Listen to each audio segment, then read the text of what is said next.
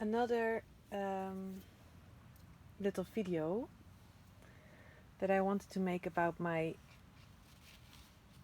stars of life.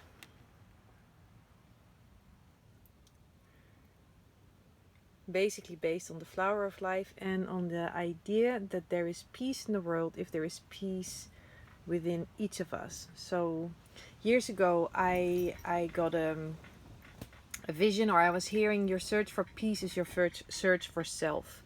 And that touched me deeply, and I realized, yeah, it's true. So if I wish to bring peace upon this world or in the world, I have to find peace within me. And I realized later I have to accept who I am, make peace with who I am. Because for a long time, what I wished I was would be this soft colors. And I had ideas about what is right and what is wrong, and I had my ideas about the colors that I wanted to be.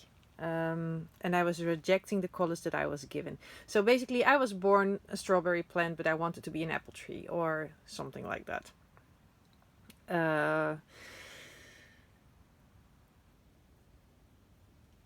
And now I realized that as a child, actually I was within my center. I was at peace with who I was. But then when I was growing up, people told me, don't be this, don't be too much, don't be, you have to be. So then I decided, okay, so if I want to be loved, I have to look like this. I have to be soft and gentle and cuddly, and I cannot be strong or powerful. Passion too much, everything too much is not good. So excitement, no. Passion, no. Fire, no. Depth, no. Magic, no. Earth, no. No. So then, where should all my colors go, and where should I go, and how can I be? So then I tried to become something that I wasn't, and that was very unpleasant. And now I am trying to find back my center. And basically how I create this stars of life is I pick colors intuitively. I close my eyes and then I pick a color, and then I just follow the movement of that color, of that energy. And then for me, that's about the soul that we are. Like, in this life, we get these colors to draw with. We're given colors, we're given experiences, we're given energies. As a child, for a long time, I felt like I'm a jet, but nobody gave me the instruction in how to fly that thing. So I, for a long time, tried to get rid of my passion and my fire because I could explode. I didn't learn yet how to channel or how to master my colors and my energy, the energy of red. I had no idea what to deal with it, so I became afraid of it. And I tried to block it, and I tried to become a sweet little pink flower because I thought, if I'm a sweet little pink flower, I will be lovable. But if I am this bunch of fire that I don't know how to control, people will reject me and I will hurt other people, and then I find it very difficult to live with myself. So I was trying to escape my colors. So that's the colors of the star, and as you can see, we are all given very different colors. These are my ancestors.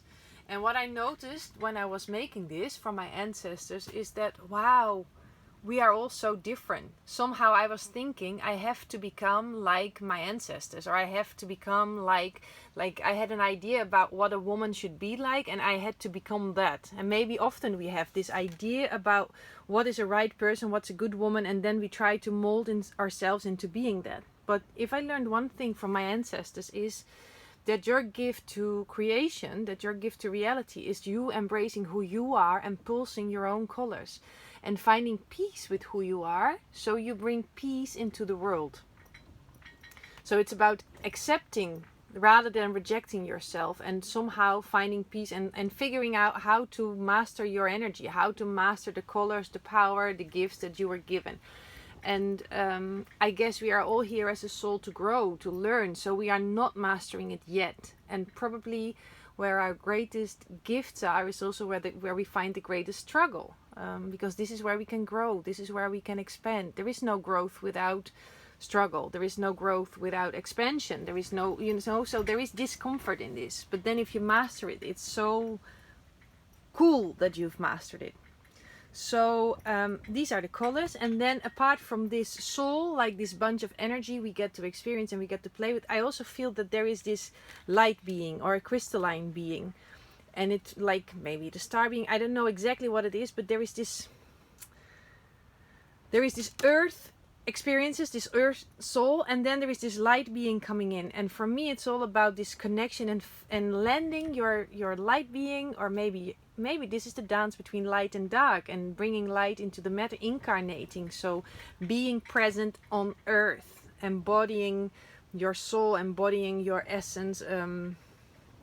So it's for me it's the dance between the matter and spirit. So yeah, the crystal in the middle then is coming in, and maybe this is where we are like trying sometimes to change who we are, or we're too focused on other people, losing our center, losing our balance, rejecting our earthbound life, rejecting our strength, because we want to be only light. We don't want to be the darkness. We don't want to go into this earth experience. We don't want the struggles. We don't want the underworld. So often we're rejecting this life, and we're trying to, step into other people's lives, and either we become too much, trying to force other people, or we go completely, we try to hide, and we're not sharing our energy, not connecting to others. Because in the end, what happens is, like, now I put them like this because this is how the line of my ancestors goes, but what I saw years ago is basically how the flower of life is created. And it felt like, okay, if I make peace with who I am, and I say, okay, I'm here and this is it. You may like purple and pink and blue and tell me I'm wrong, but I cannot be anything else than what I am. So this is who I am, and I'm learning to love this and to embody this, and to trust that I was created to be this way. And so the best thing I can do is to be the best version of myself. So if I make peace with this, and I say, well, it's scary because I cannot really change what I was given, so I hope I will be accepted, I hope I will be loved, but here I am, this is me. Then other people might find their place as well and say, well, you know what, if you can be that, this is me, here I am, and this is me, and these are my colors. And then maybe other people can find their place. And then in the end we are all connected, and this is what these red threads refer to, is our connections. And first I thought it's just about current life, but now I realize no, these connections also go back into time. So we are connected with the people around us now, but we're also connected with our ancestors. So it's a multidimensional layers.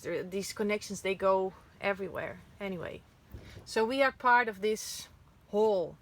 So we are one, because we are like one. For me, it's God is everything. So we are one organism, like one body, and within this body there are all these different cells, and all these different cells have their own frequency, they have their own function, they have their own task, and they bring health to the whole by being pulsing their own harmonious frequency. So as long as you don't live yourself and you're in conflict with who you are, for example, I'm in conflict with who I am, then I pulse dissonance, I pulse frustration, I pulse, and that of course affects my surrounding. But if I find stillness with who I am, and I find peace in who I am, and I'm like pulsing peace because I'm at ease with myself, I bring ease into my surroundings. So I guess this is where this ease comes from. If I am not at ease with myself, with my colors, and I'm still fighting who I am, I basically fight everything. I send out this fighting energy.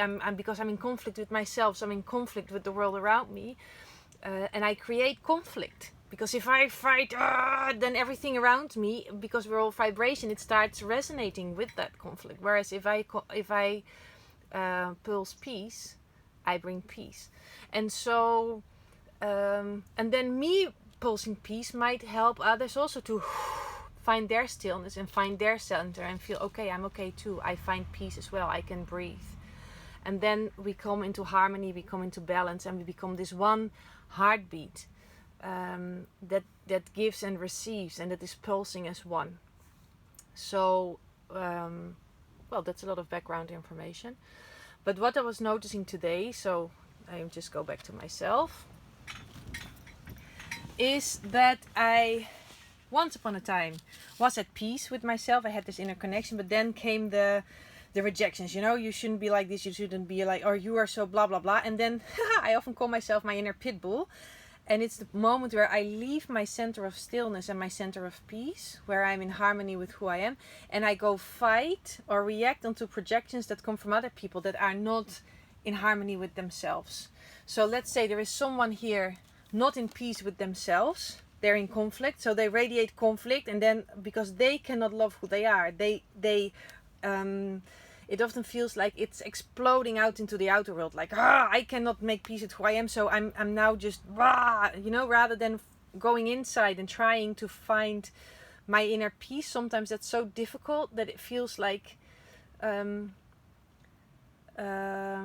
this inner conflict gets projected onto the outer world. So people have been rejecting onto me their conflict. And first I was in peace, but then at some point I started to react. So I left my center of being and I started to go here and to fight back. And then we got stuck in this fight, you know, and you say this and that's not true. And then blah, blah, blah, blah, blah, blah, blah, blah, blah, blah, blah.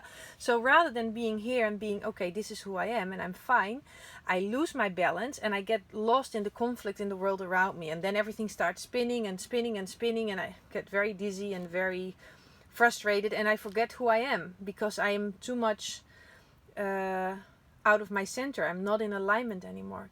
And now I am really trying to come back to my center, to come back to stillness, to notice where I start to react onto projections that come from the outer world. So people might project their unhealed trauma or their inner conflict upon me, and rather than me holding compassion and knowing like, oh yeah, I know what it is like, I've been there too, I know how difficult it is, and I hold compassion, but I'm not gonna go into it, you know, I just let it be, and I keep pulsing my inner sense of peace with who I am, and I give space for others to eventually find their inner center as well and find peace and stillness in who they are too. Like I allow them to reconnect to themselves and to walk their own journey into this reconnecting with self, to move from that fighting to the outside world, to go inside and to face fear, to face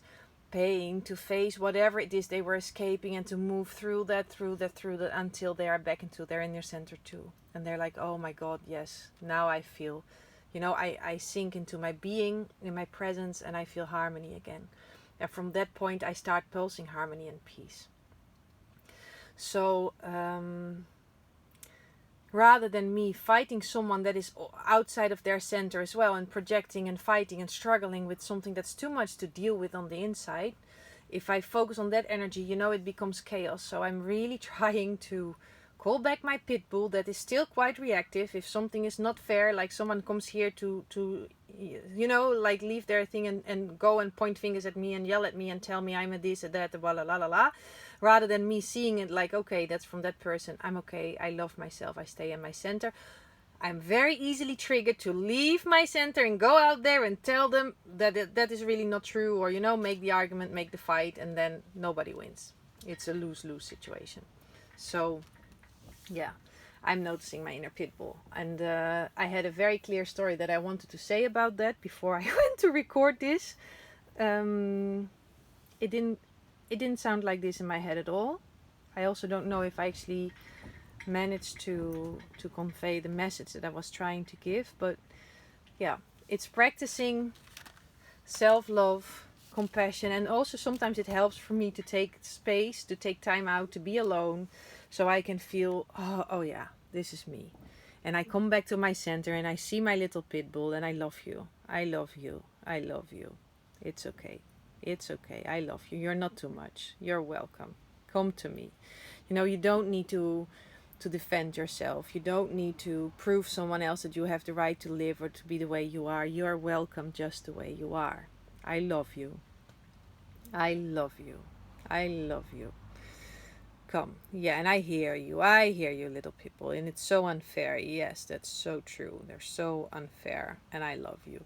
You know, so instead of letting this one going out all in the world to fight everywhere, I'm really, really calling myself home and just embracing and letting go of old stories, letting go of old drama, because at some point you might get so attached to fighting with someone or to the story that we co-created and to the drama, that it's very difficult at some point to say, okay, what, you know what, now I step away from this drama and I go back to center, because there is an investment in this. You know, you've been fighting for your right and the other one too. So then to say, how to step back from this fight and come back to center, that can sometimes be quite a process, and also very liberating actually, but yeah, a little bit uncomfortable. So I'm trying to figure my way back to myself, to find my way back to myself, and release all things that no longer serve me, including my own ways of behaving, including my own patterns, including my inner pitbull that's fighting just to stay inside my little dog house and to sleep and to rest and to let the world be and let people find their way home back to themselves and rest. So that was it.